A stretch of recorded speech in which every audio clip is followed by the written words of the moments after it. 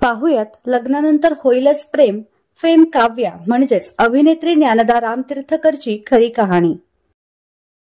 ज्ञानदाचा जन्म 26 जून रोजी सांगली येथे झाला। मात्र ती लहानाची मोठी पुण्यातच झाली।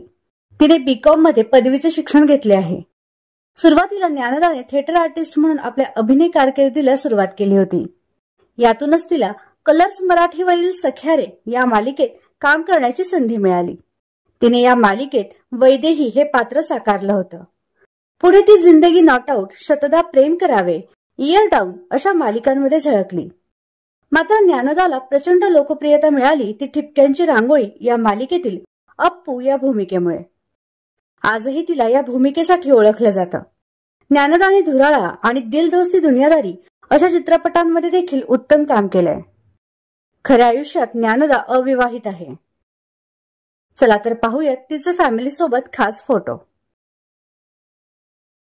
ज्ञानदाचे वडील अनिल रामतीर्थकर,